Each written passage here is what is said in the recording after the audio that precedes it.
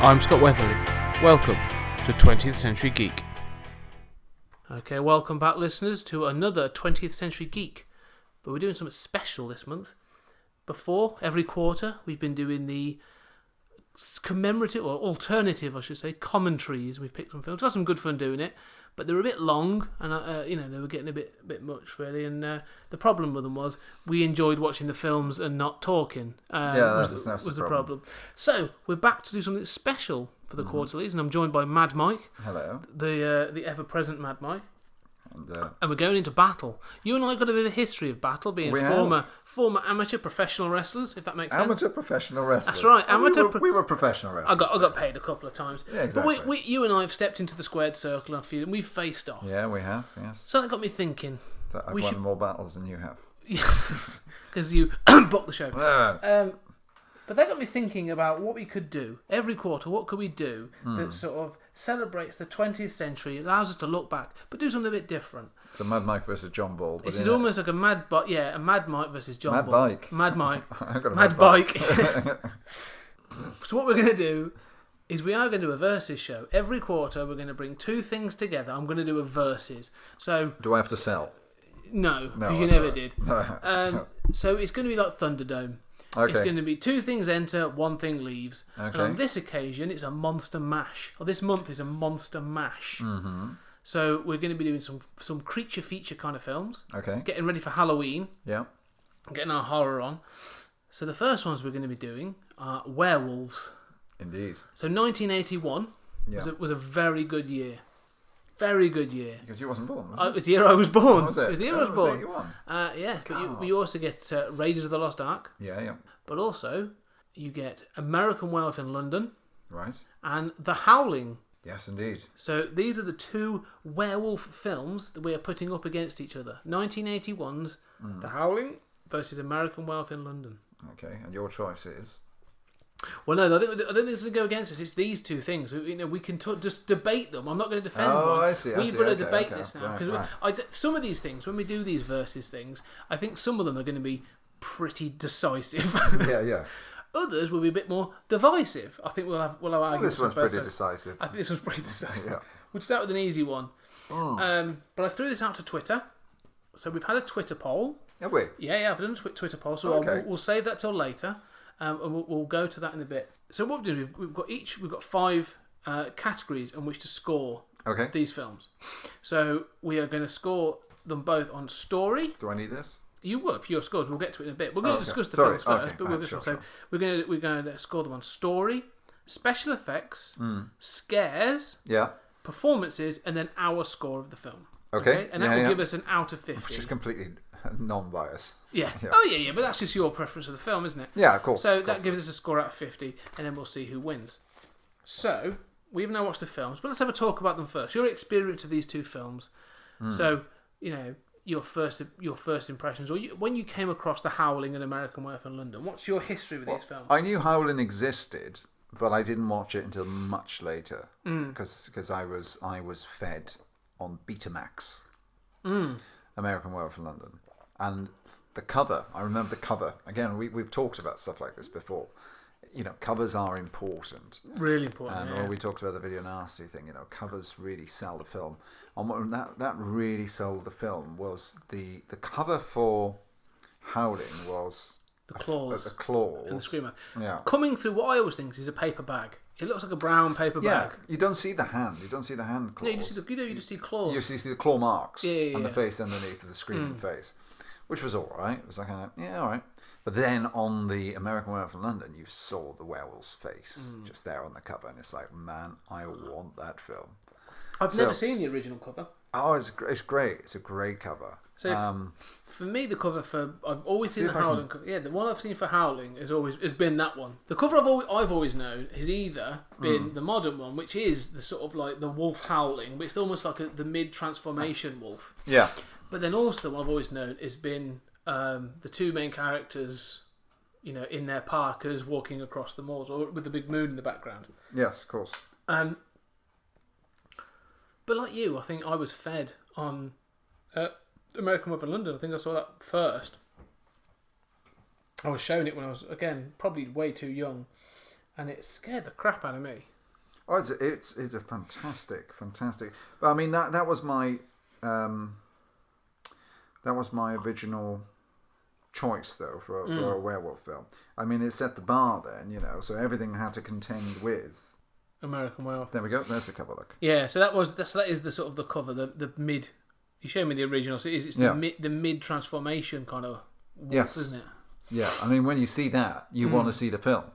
And I mean, never judge a book by its cover. But my gosh, they Well, that was part of the point, wasn't it? Really, for a cover, a picture tells 1,000 words, kind of deal. And it was at the time when covers were very important. You pick up a film because of the cover. Yes. Whereas the description on the back would be about a paragraph. Yeah, and the blurbs are always quite difficult on loads films. Of pictures. Yeah. So what about the Howling then? When you came across it later? Well, I came across it around about the same time, but I didn't actually watch it until probably the 90s. And it was that long. Because I tell you what I did do. I saw Howling 2 before I saw Christopher Howling. Lee. And Yeah, I forget who was in it. But I enjoyed Howling 2. It was a good film.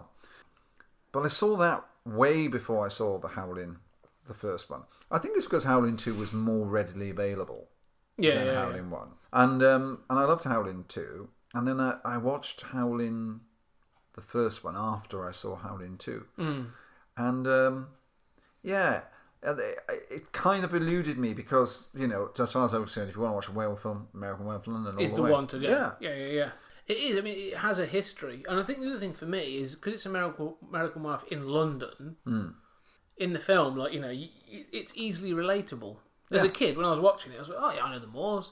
Oh, they're in London. Oh, I know that. I know this. It was quite, it seemed more accessible in that respect as well. Yeah, I agree. And there was a very young Rick Mayall in it. I remember that. Yeah, as well, very young Rick Mayall. Yeah. That's the other thing about it, especially when you watch it. The fact that they go into the. We'll go through some of the films. Slaughtered lamb. When they go to the slaughtered lamb, I have a towel with slaughtered lamb printed on it. Do you? Yeah, I seriously do. I'll show you when you come apparently, that when you go to the pub that was the slaughtered lamb, it's still a pub today. No way. Yeah, you can go to it. It's in Surrey. They still have the prop, the slaughtered lamb sign. It's up in the pub, so you can see it. Not for much longer. If that is a steal and a half. Although, to be honest, if that goes missing now, there's pretty much documentary evidence that you can edit that bit out, it's fine. Oh man, we've got to go there. So you could do, I mean, technically, if you really wanted to, you could, because they filmed it all, obviously, it's not really the Yorkshire Moors. Obviously, it was all filmed down in London and Surrey and that sort of thing. So you could do like a proper tour. Yeah, you've got Tottenham Court Road, and Piccadilly Circus, London Bridge. Yeah. Actually, funny enough, the alley they use at the end is right by the London Bridge Experience. Oh, really? Yeah. So they put up a false back to it. Yes, but it backs onto Southwark Cathedral. Ah, so you've got all those sort of things. You could do an American Werewolf in London tour. That'd be great. That'd be quite interesting, actually. Yeah, except for Tottenham Court Road doesn't really look the same anymore, but still. No, I don't think many of the places would look the same. No. But it does. I mean, it starts from that thing of I mean, we are. I'll be perfect honest. We are pretty much going to spoil some of the aspects of these films, but there are 36 years old this year, so I'm pretty much sort of if you haven't seen them, I mean, watch them because they're pretty much in the title. It's an American Werewolf in London. Yeah, and it stands alone. It does. Next to Annabelle and modern films, Conjuring and stuff like that. Watch it or not, and it does stand up as a totally classic horror. You don't know it was made that long ago. No, this is an interesting point. We'll raise it now actually because that's a really interesting point. When you watch American Werewolf in London, and I think you'll find this with a lot of films. When you go back and watch films, right, there are films that sort of have a feel that goes backwards, and there's some films that have a feel that falls forwards. Yeah. Right? American Werewolf in London, because it's set in London in the early 80s. Although there's some bell bottoms and some other bits and pieces in there, generally there's nothing in there that screams 1981 or it was a hangover from the 70s. When you watch The Howling, because the cast are all a little older, they all feel a little bit like they've got a hangover from the 70s in it. There's a bit too much velour going on. There is, and there's a little bit wooden as well, isn't it? Yeah. It's a little bit sort of like... So it feels still a little bit like there's a hangover from the 70s, which makes it feel like an older film, in my opinion. So maybe that's the other thing as well. The fact that it's in Britain, it feels pretty modern. You know, there's nothing that dates the film hugely, other than the way the nurses are treated, I'd say, in the hospital, and some other bits and pieces. But it stands up. But that moment they walk into that pub, and it goes silent. I've done that. When I was a student and we walked into a pub you weren't supposed to walk into, you know, and you walk in, you go, I've got this bag of pennies to pay a beer. Silence. So yeah, no, it does. It stands up. It's an amazing film. And when going through, like I say, you know, what's your favourite part? What stands out for you then in American Werewolf? Transformation scene, for one. It's just phenomenal. Yeah. And in stark light as well, in full light. It's just wow. Yeah. And such thinking, you know. You can imagine being in the creative process of that and sitting in a room going, how the fuck are we going to do this? Well, it's the legend that is Rick Baker. You know, this is the guy that, you know, has done so much, but that's almost like his signature piece. Oh, that's his piece de la resistance, Yeah. you know. But I mean, the that's a stand-up moment. The German soldiers is a stand-up moment. That was and the nightmare sequence. Yeah. There's nightmare sequence. I didn't realise this is like a werewolf staple. Like, you know, like vampires have certain rules. Like if you're transforming into a vampire, you know, lust for blood, you get a bit sexy and all that kind of stuff. And all the things. A nightmare is like a standard part of. Don't know the werewolf thing, because it's in both the Howling and they both have these weird messed up like nightmares, but the nightmare sequences in American Werewolf, it's just the fact they're so well done. Oh, totally. They make me jump now, like as an adult, even though and I know they're coming. I mean, I love the innocence of the nurse. Jenny Agutter, you know, she plays it very innocent and very British, and she's a dirty bitch, really. You know, she meets a man, she cares for him, she takes him home to his flat, and she fucks him in the shower. Yeah. I like her. Yeah, that's my kind of nurse. To be honest with you, that's why we have the NHS in this country. If I had £1 for every time, I'd owe him about £6. No, it's I mean, this is where I think the thing starts to separate. Is that this is the story of a young man away from home. The whole thing is about alienation, isn't it? He's away from home. He's not feel safe, and then this shit starts happening to him. And it's that thing, I suppose, of just sort of like being out of control and out of place, literally foreign in a foreign land, that makes it feel, you know, but I'd say more relatable. Really, you can watch it and you go, I feel a bit the same. But the one thing I was going to say about special effects, because the transformation scene is amazing. Like, it stands out as a piece of cinema that everyone can go back to and watch. But his friend Jack coming back as a ghost to be haunted. I love the concept that for every kill that he does as a werewolf, the ghost of that person will then come back and haunts him until his bloodline is severed. What's better though is the ghost decomposes. Yeah. In front of his eyes. Which is literally, so each time Jack comes back, he's a little bit more meaty. So he's even got the zombie effect in it. And the best thing is when the first time he comes back and he's all bloody and raw, and it's like the big gash across his neck and his face, and there's one little bit of skin just like flapping away in his neck, and you're just like, it's the silliest thing. Great touch though, isn't it? Considering how much blood is on that, all right, and everything else, just that one little bit of flapping skin freaks me out. It's amazing. Practical effects as well. All totally. of it's practical. It stands up. It's an amazing piece. It's a good piece of art as well. You know, I mean, it's really hard to actually put art into film. You know, but that manages to do it. I think, you know, it is an artistic film as well, creative. You know, it flows so well. Everything about it just works. You know, and I think it's a little boy lost story, isn't it? You know, it's because you and it's, you know, what killed the beast was the beauty. You know, that and sort of like unanswered question at the end. You know. Well, we've had this debate before, haven't we? We've had that, and to jump to that point of the ending, he's transformed into the werewolf, and that whole Piccadilly Circus sequence is phenomenal.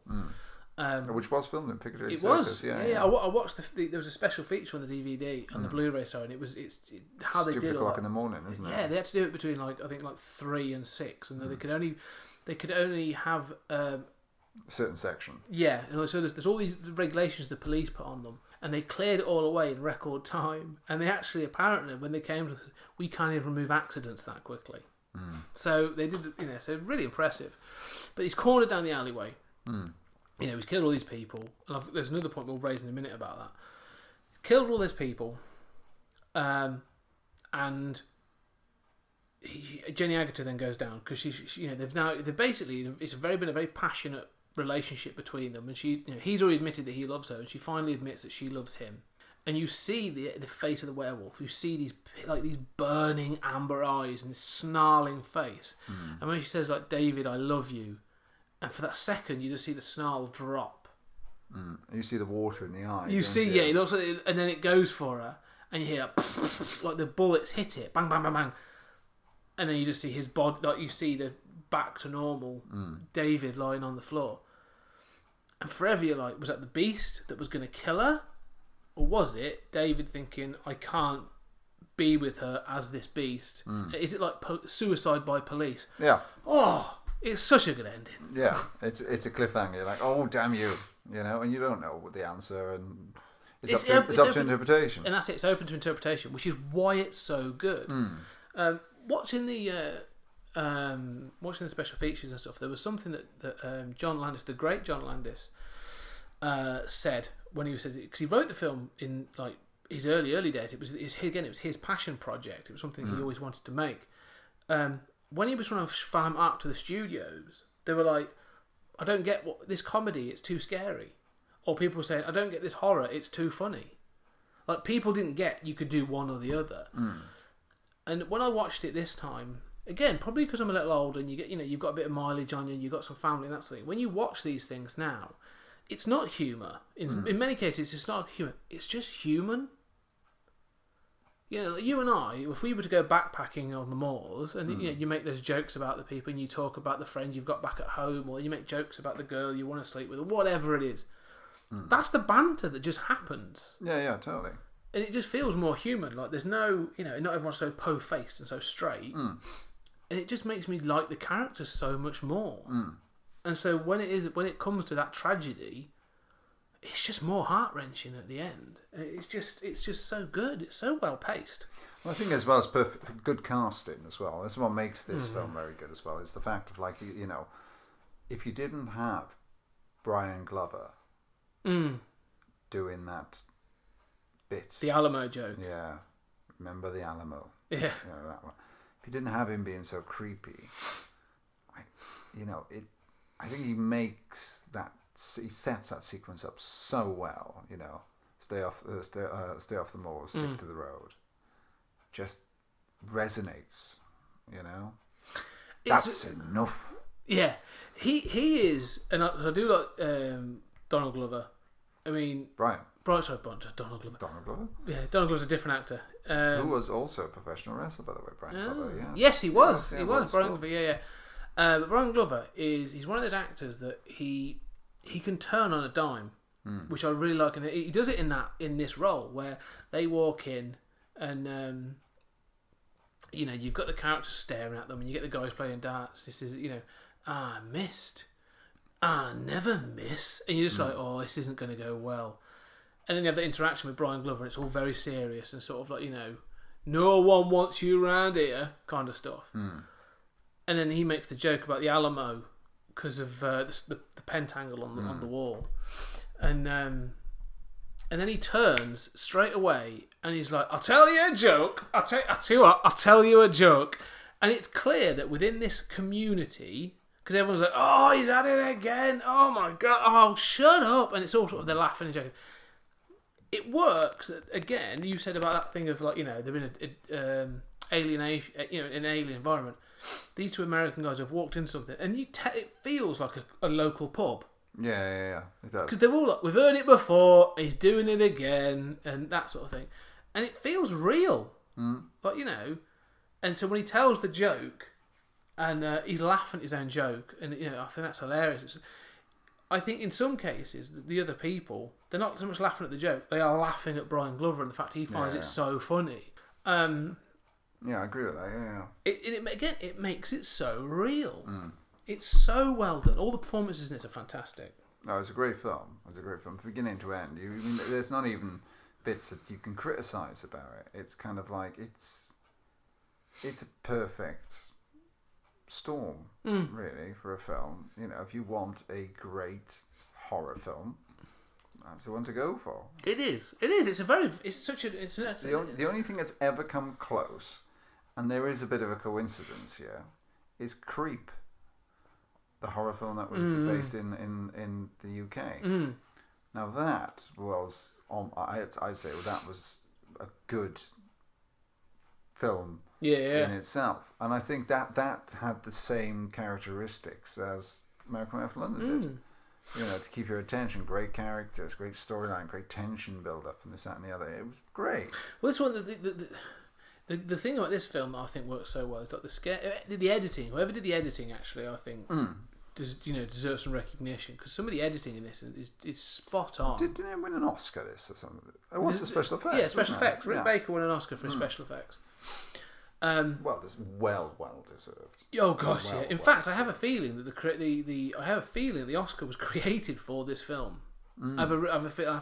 Don't quote me on that. That's just something that's in my head. I may have made that up. But there are 3 moments where the editing is just spot on, and there's the moment where it's under the in the tube. So the guy's got away.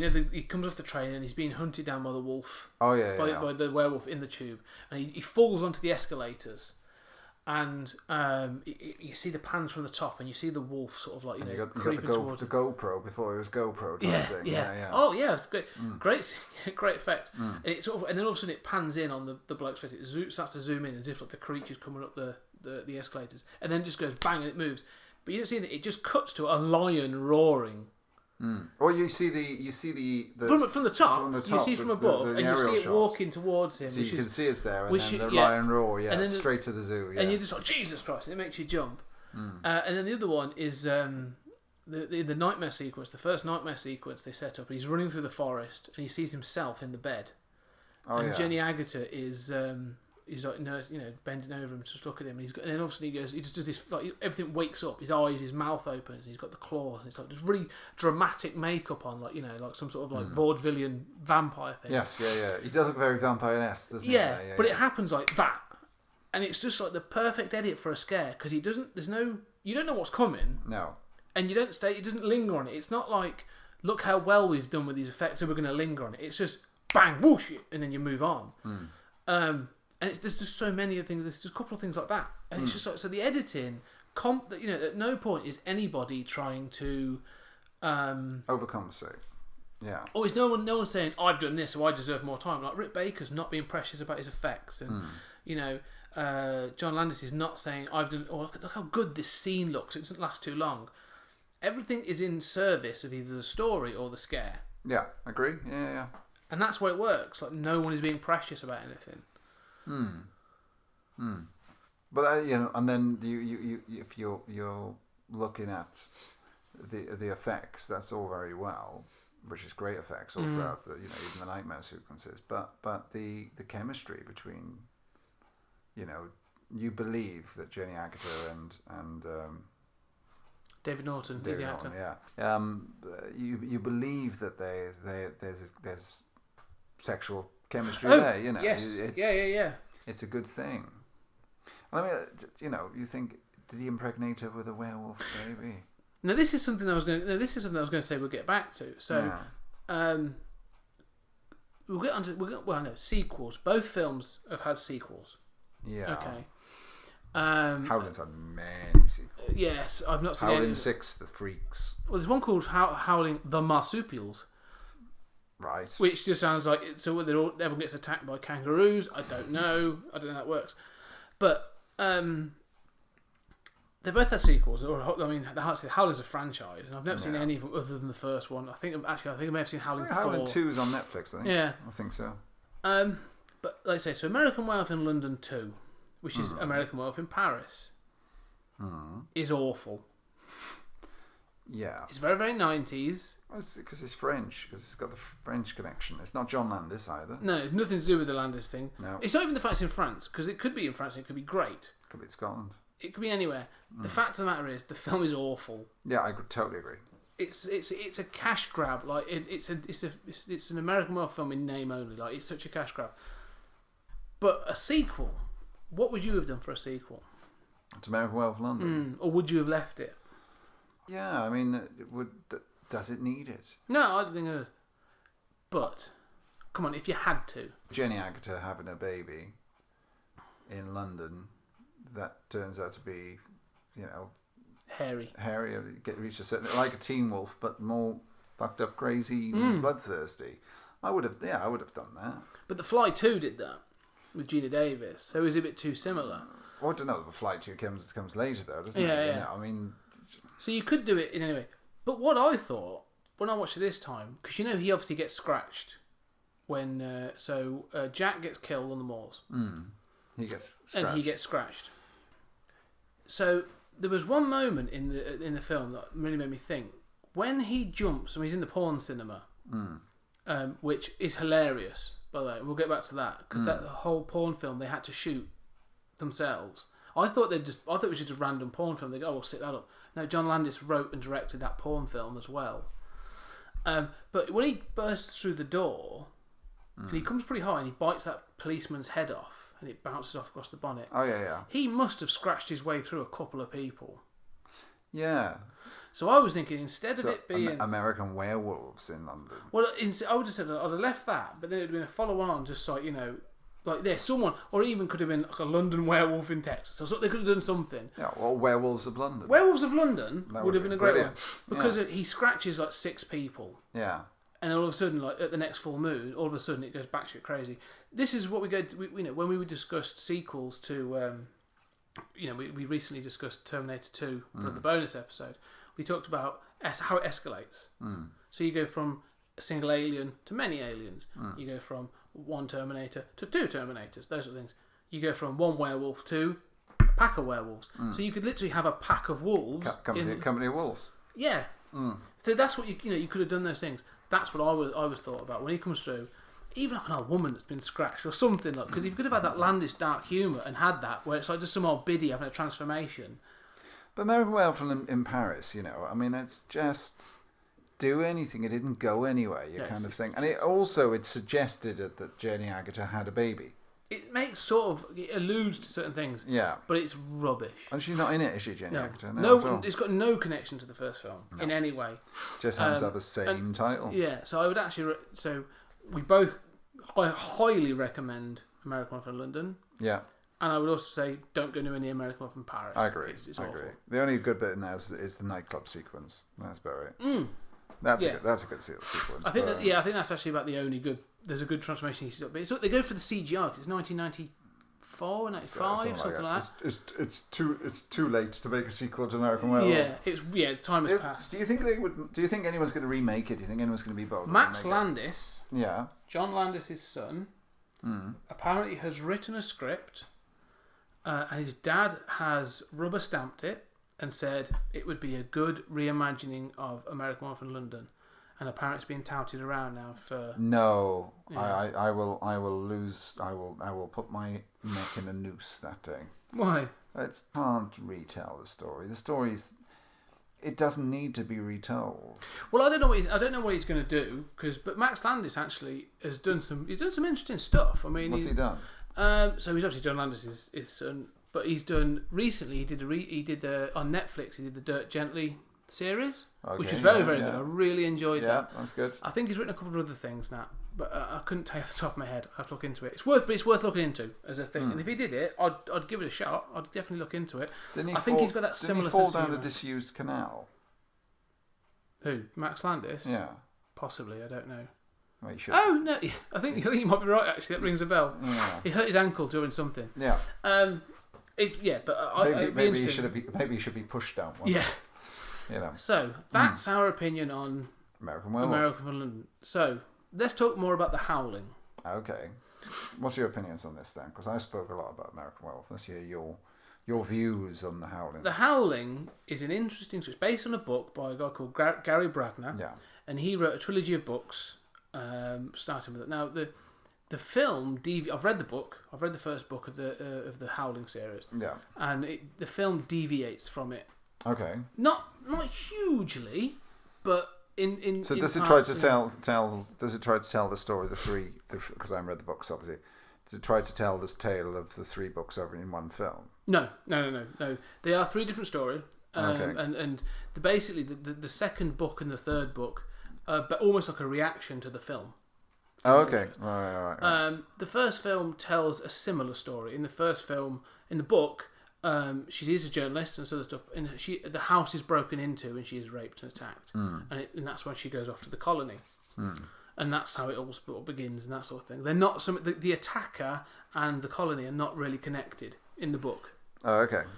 So in the film, obviously, the story is that you get Dee Wallace, the E.T.'s mum. Which is a great name, Dee Wallace. It is actually, yeah. And I quite like Dee Wallace. She's quite good in it. She's pretty solid. She's like a reporter who's been contacted. You see her boobs. Yeah, do you in this one? I can't remember. You see you some. do. There's quite a bit of boobage. She's got a lot of boobage in it. Yeah. Yeah.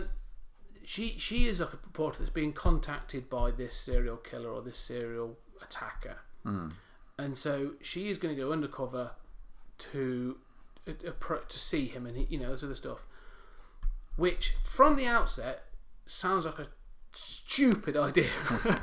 Yeah. Yeah, but it's really well done. I actually think the first 10 minutes of the film, I don't know if it's that long, it must be about the first 5-10 minutes of the film are done really, really well. When she's going around the street and she ends up going to the sex shop, the XXX shop, and she has to go into she goes into the back and she's watching the film and you get the voice from the back, and all that is played really well. Coincidence as well, isn't it? That they go into the whole Soho sex. theatre and sex. Yeah. It just goes to show what 1981 was a filthy, filthy year. Yeah, it was. Well, you were born. I was. Yeah, we know all, man, what a filthy whore your mum is. Wow, what a statement. We'll edit that out. Maybe. From personal experience. But yeah, then obviously she sort of like she's affected by. I'm going to just move on. Yeah. She's affected by that, and John Steed. John Steed.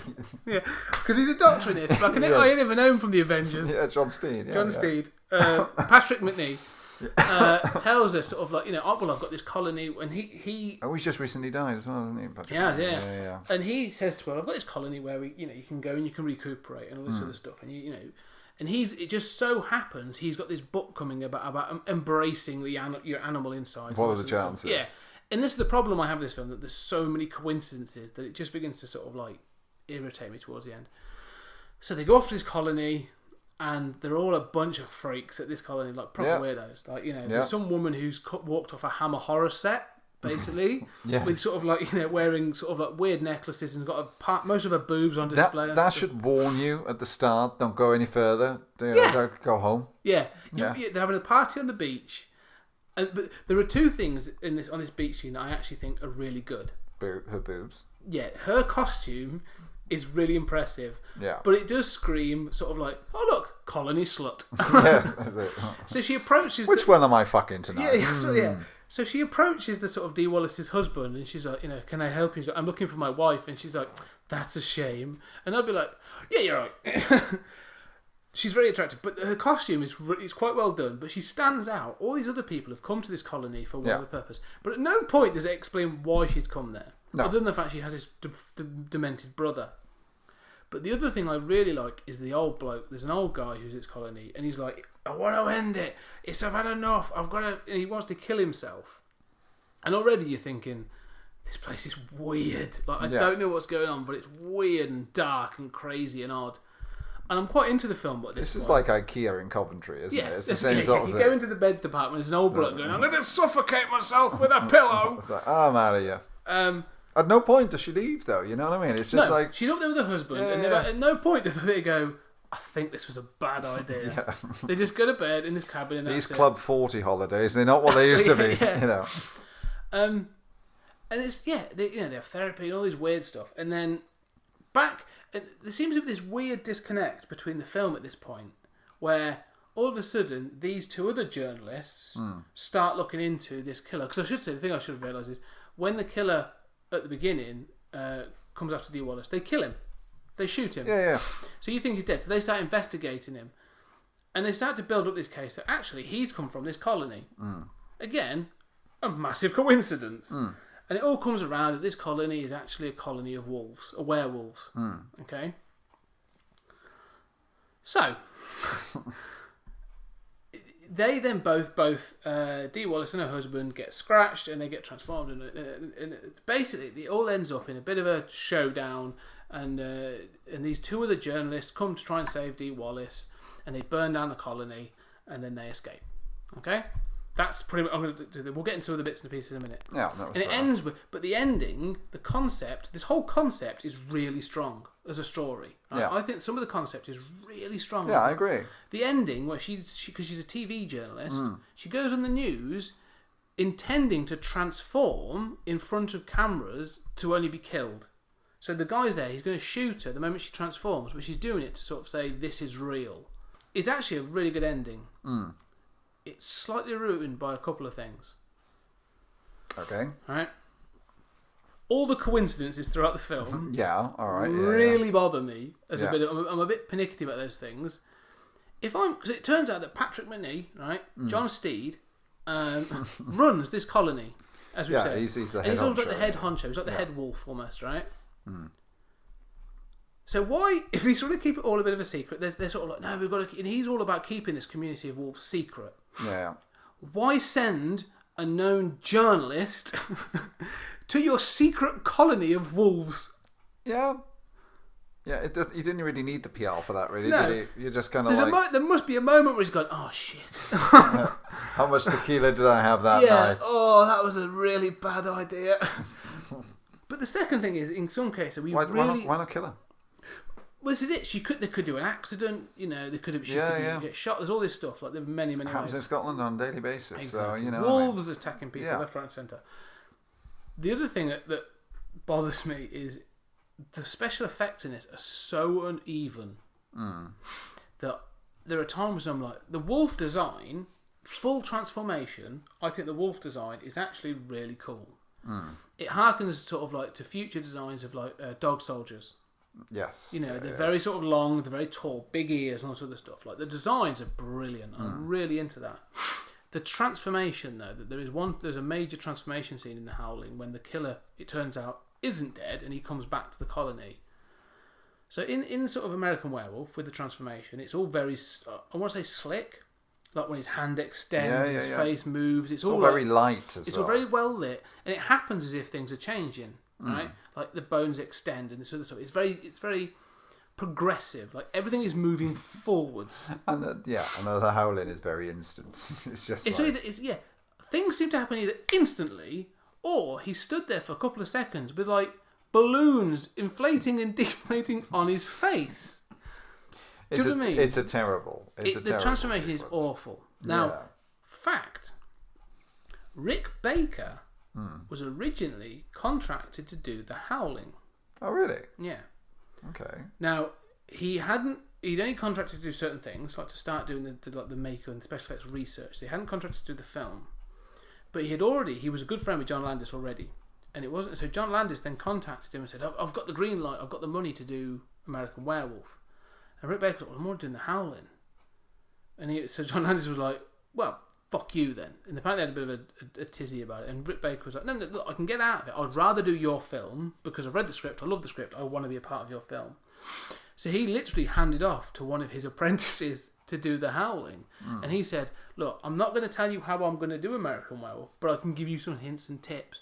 Think about this. Think about that. Here's some ideas. Balloons. Yeah. Clearly not as skilled or as ingenious as Rick Baker. Yeah. And it's massively disappointing. Mr. Steele, could you blow up another one, please? yes, John Steed, can I borrow you? It is, and that's what disappoints me. It falls down because the other one is when I say that, but it's quite when he is transforming. When the final couple of minutes of that transformation are actually quite good. When he's becoming the wolf, right? Not just the balloony bits. However, when Dee Wallace is transforming live on television, she appears to turn into like a Pekingese. Yes, she does. Her first transformation is literally into a handbag dog. Yeah. And it's terrible. Because all of a sudden, like, it cuts to, and you've got this guy who's the other Genesis fan, he's got a rifle, and everyone's like, what the hell's going on? And I'm like, she's turned into a small dog. Yeah, but I think what they wanted to do is they wanted to make her into a fuckable werewolf. That's what, clearly, that's what it is. And it fails. I just she look should at it have and come I out looking like... No. Yeah. If they'd have gone back and she was all messed up and she was being extended and it was all, looking really gruesome and aggressive, I would buy into that scene and I would be all into it. She's still alive? I don't know. Oh, yes, I think so. Possibly. She probably looks a bit more like the werewolf now then, doesn't she, really? Yeah, should do a remake now with her. But I think that the story check that. of an attacked woman who is looking for solace, and this is the thing, this idea of like, because it has real themes of embracing your animal, your internal animal and all this other stuff, is actually really strong. Yeah, she's actually looking pretty good for age. Yeah, 68, it's not too bad, still doable. Yeah. I think it's a really strong story. If anything, in many cases, I would actually say that... she's in Critters. She's in Critters as well. I would actually say that I think the story concept for the Howling is actually a stronger story than American Werewolf in London. I agree. Yeah, I agree with that. Think about the story for American Werewolf in London, there is not a lot of a story, really. It's very simple. Very, very simple, simplistic. A to B, and that's it. This one is very convoluted, it's very sort of like involved, interlinking. So they've done some thoughts on it. Now, whether it works is another thing. Exactly, yes. But however, there is a storyline there, and there is kind of like some thought process. A bit more meat to the pie. Doesn't mean the pie is any better. No, I agree. It just means that it's fuller. Yes. So you get more for your money. But I think a better writer... Less is more. Could have, yeah. Again, that thing of like we said, we've said like, but less is more, and a bit more, attention to detail. Another pass at the script, as it were. But I think with the Howling, if there had been a better writer on there, taking a look at it, I think you would be looking at a much closer competition between these two films. No, I agree. I totally agree. Because I think some of the performances are pretty good as well. It's just that thing that there's some silly coincidences that really let this film down. The interesting thing is that Dee Wallace has been in some great horror films. Cujo. So Cujo. Yeah, she's great. 1983. Howling in 81. So this is a great year. Think about what she's got here. Let's just go into that for a second so I can do a bit early better. 80s. Dee Wallace. Dee Wallace at her sexual peak. At her cinematic peak. Cinematic peak, even. Right, okay. So she's been a very busy woman. Fair dues to her. Oh, she's a working actress. Between this and Porn, she's done really well. You've worked back to fame. You're 79 now, so 81. Okay. So there you go. Howling, 81. So Howling, A Whale for the Killing. So Howling was her hit that year. 82, her hit was E.T. the Extraterrestrial. Yeah. Cujo in 1983. Okay. Yeah. 84, she had a baby, so she had a dip. Oh no, she's in the Twilight Zone movie. 85. Oh, the Twilight Zone. In 85. Whoa, go back. What's that? Is that? Oh no, I thought it was something else. Carry on. Okay. Critters in 86. She's done some good shit. This girl. I mean, she stands up as a sort of an 80s. Popcorn in 91. That's another great. Yeah. See, this is the thing: is that this one here is a really, really good film. Popcorn is a good film, but you haven't seen that. No, it's a good film. We'll have to. Alligator 2: The Mutation, a better sequel than Alligator 1. There you go. Go back to our sequels. Alligator was made by Tobe Hooper. Oh, was it? Yeah, okay. Yeah. First one. 90s. The 90s seemed to be quite quiet. 90s. She was flitting lots of B movies in the 90s. Because obviously, she got on a bit.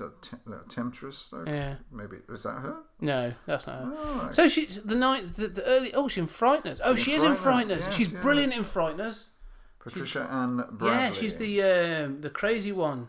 That's the really Skeletons, great film. I loved Skeletons. Really, really good film. So really, what I'm saying is, Dee Wallace actually is I'm going to say is Screen Queen. She's a Scream Queen. She should be up there really with them. Okay, so pulling this together then. Okay. Next stage, we've talked about the films, about what we've liked about them, and you know, I think what we're taking is though, D. Wallace is actually better than The Howling. D. Wallace is great. But what we've done is we talked about the scores. We've given scores on on 5 categories. Okay. Okay. So eventually, what we're going to have is each film is going to have a score out of 100 from the pair of us.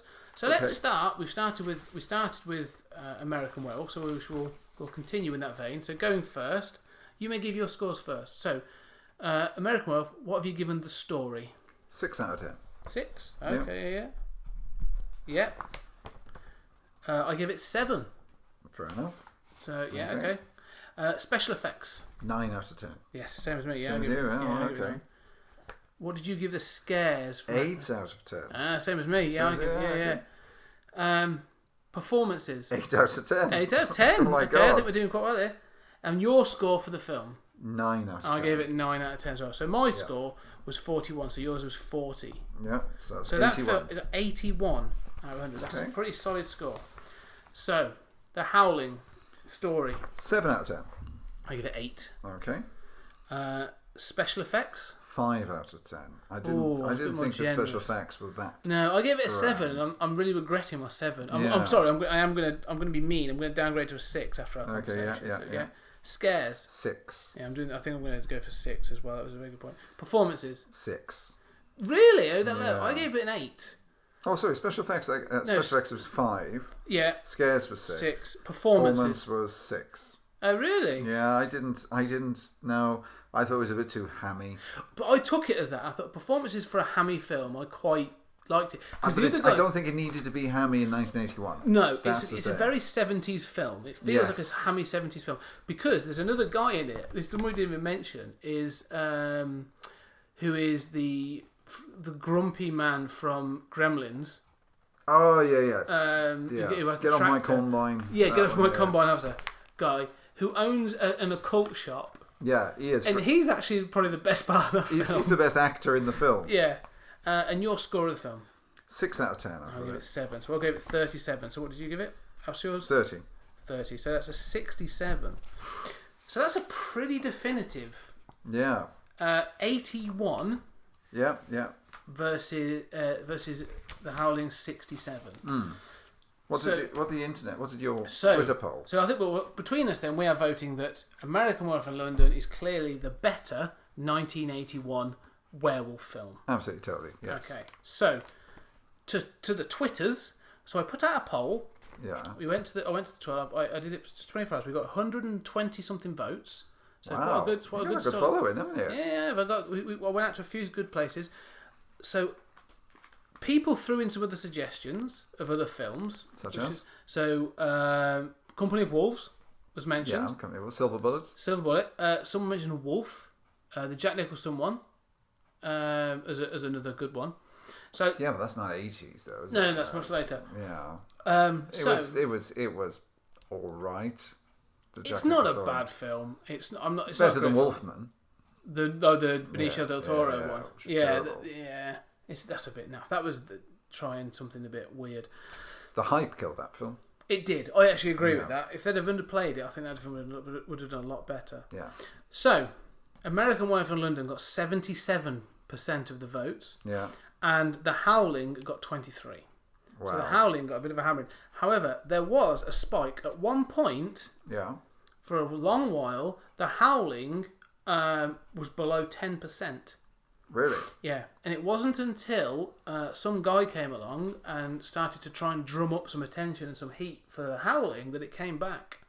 So there clearly is a following for The Howling. It's clearly it's a cult film. I think it is. Whereas American Werewolf isn't, see? No, it's a very much a main film. Yeah. I also think sometimes at Halloween is shown in cinemas. Yes. Very, very rarely, but it happens. I would love to see it on the big screen. Oh, totally. I'd Skype up for Halloween events to do that. Yeah. I would. In fact, I would think I would set up a screening to watch American Werewolf. Yeah, totally. I also think that some of that attention, some of the thing that The Howling got, it comes from the fact it's got not just a cult film, I think it's a cult franchise. I think a lot of the films, especially some of the later ones, are those so bad they're funny kind of horror B-movie rubbish. And American Werewolf, they did the American Werewolf in Paris. That was awful. So everyone's gone, just leave it alone. Sort of thing. And I don't think it gets the same sort of like B-movie attention. In some cases, B-movies carry. Well, the Howling films, I mean, I'm just going to, as you talk, I'm just going to Google this, okay? Well, there's one other point I wanted to make before we move on. So are you satisfied with the result? Yes, I am. And do you think that this versus format is something we should be doing? Do you think we should be having these debates? Yeah, I think so. Because we won't always agree on it. No, we've got some interesting ones. I've got some interesting ideas to come up with. So what were you going to say? What's the point you want to... I was looking at the Howling films, okay? Yeah. And it's got, at the moment, it's got 6 here. So it's got Howling 2, Howling... You should go into Wikipedia. I'm sure there's more than that. Is that? Oh, okay. I'll go into Wikipedia. Because that Howling 6 was like 91 then. There's been more since then. I'm pretty sure you'll find that there's more than that. Okay. What do you think about that? Something that we saw this year, okay, that Warner Brothers tried to kick off was The Mummy. Oh my God. Yeah. Okay. Which was a terrible, terrible film. Yes, it was. Yes, it was. Okay. Awful. They tried to kick off a dark universe, and they tried to kick it off by having all these things thrown into it. So you had like Tom Cruise fighting the Mummy, and then you had Russell Crowe coming in as Dr. Jekyll and Mr. Hyde, and all these other bits and pieces, so alluding to all this other crap that's going on. There was a drop line in American Werewolf in London that that made me think, okay, that actually this is the way to open up a universe. Very much like the Iron Man effect of like you have the film and then you have a little stinger or something that alludes to a bigger world, right? I can't remember if it's the first or it must be the first time that Jack comes back, and like David saying like you're not real, I'm hallucinating, you're just a figure of my imagination, blah blah, and Jack saying no, you know all that stuff we used to joke about, all this dark magic, all this occult rubbish, it's real. Yeah, it's real, David. It's real, David. It's real. That one drop line blows that film open. Yeah, totally. Because all of a sudden you're like, what do you mean? What else is out there? All this occult, all this dark magic, it's real. What the hell is out there in the American Werewolf universe? To me, that is how you do it. And if you were to do in the modern film, if you were to do this today, Max Landis, I hope you're listening. If you were to do this today, I would have done the film with that drop line in it, okay? And at the end of the film, you know the guy who's Dr. Hirsch? Yeah. Sort of like the guy who goes up to the slaughtered lamb and all this other stuff, and he's sort of trying to look into it. He's the doctor who's Jenny Agutter's boss, Alex Price's boss. Yeah, he just clearly wants to fuck up. Yeah, and why wouldn't you? Like, Jenny Agutter, Jesus. Even now. Between this film and Logan's Run, yeah, Jesus, amazing. Anyway, I would have had a post-credit sequence where you have him in his office, and then somebody comes in then and says, I work for this organisation, I want to talk to you about David Norton. Yes, that would have worked. And then you'd be like, whoa, what organisation? What's this? In there, that S.H.I.E.L.D. moment. So a bit of like they did with Kong Skull Island. Yes, that's how you do it. You have this, and that's how you do it. You have a story, and then you tack something on to just blow it open at the end.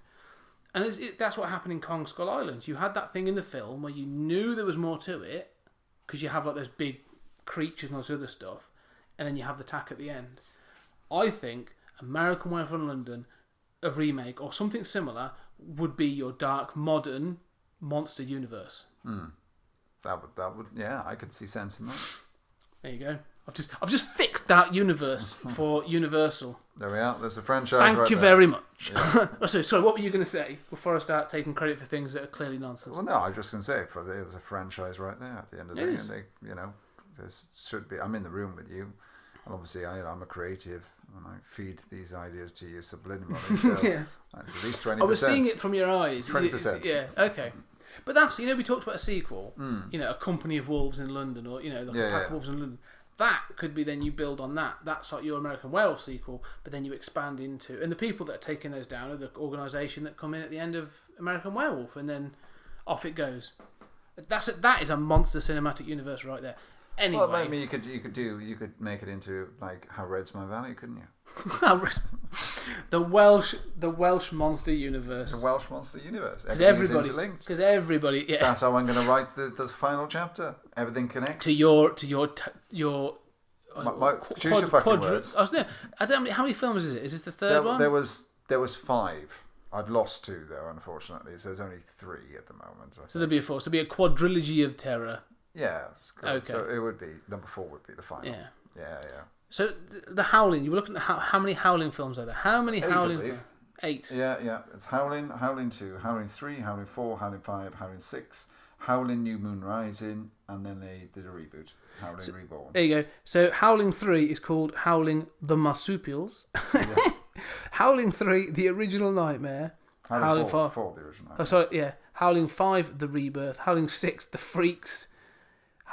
Howling New Moon Rising and Howling Reborn. So it's one of those franchises that every couple of years they clearly bang out another Howling film. It's an Australian, okay, so the Marsupials was a 1987 Australian horror sequel to The Howling. Okay? Yeah. Filmed around Sydney, Australia, starring Barry Otto, Imogen Nancy and Mark Fairchild. Howling 3 is the only PG-13 rated Howling in the series.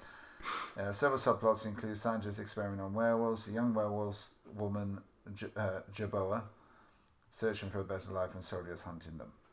Sounds awful. It does sound brilliant, doesn't it? Love it. Wow. Okay. Although Gary Brander, author of the Howling novel series, approved the director's purchase of the right to the name, the Howling and the screen credits claim that it is based on Brandon's novel The Howling 3 Echoes.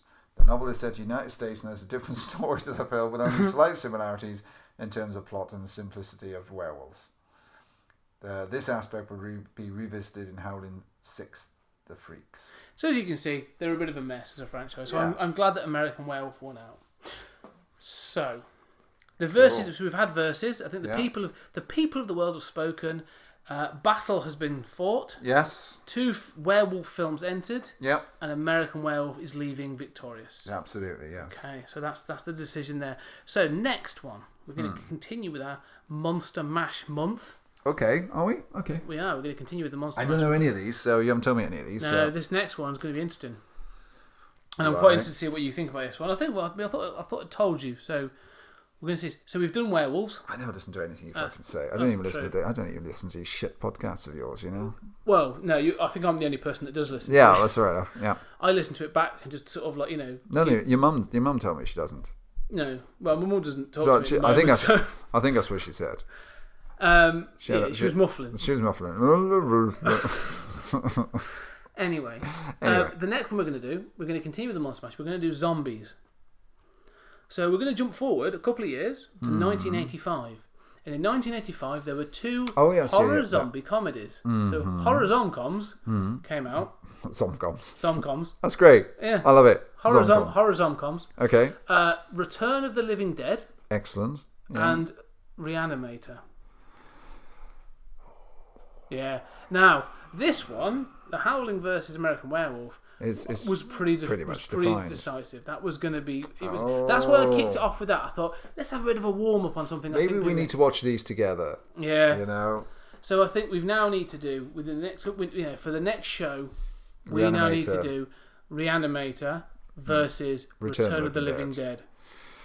I will be doing another Twitter poll, and we will be seeing what the people have got to say about this. I think this is going to be a lot closer. Oh, that's a hard one. Yeah, I know. That's a hard one. So we will see about what 5 things... I think even that these 5 will probably stand up, actually. So story, special effects, scares, performances, and our score. Totally. We'll use those again as the standard. And we shall see who comes out victorious. 2 will enter. Reanimator versus Return of the Living Dead. Who will leave victorious? Join us next time to find out. And if you want to get in contact with us, at 20th Century Geek, so we're at 20th Century Geek on Twitter, 20th Century Geek at gmail.com, 20th Century Geek on Facebook, on Instagram, and all those kinds of wonderful things. I've also now got a Patreon page because basically I need to be paid.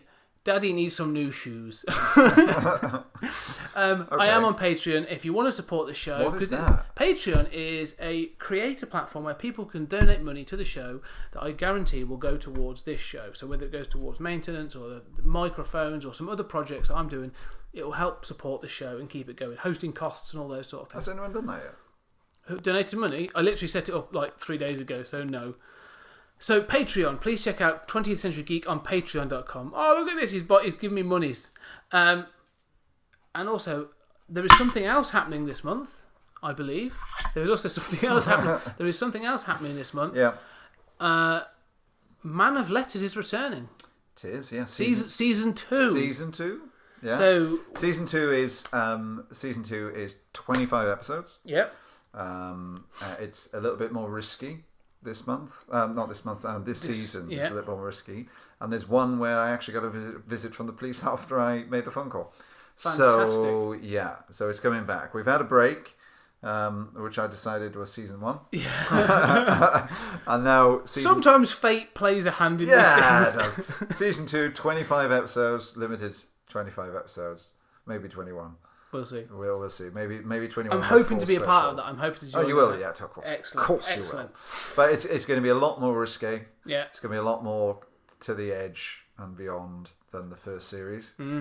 The first season series, whatever. It's all about building for the sequels, isn't it? Yeah, totally. Taking things to the next level. The sequel has got to be better than the original. That's right. And that's what it's going to be. So if you want to find 20th Century Geek or Man of Letters Season 1, check us out on iTunes. I'm also on Stitcher. I think you're on Stitcher as well. And also, I think we're both now on Player FM, which is a free one. Oh yeah, Player FM's great. Yeah. So check us out, leave reviews, subscribe, contact us. We're happy to hear from anybody. And thank you for joining us in the battle. Mike, it's been good fun. Thank you very much. And next time it's all about the undead. So we'll see what happens.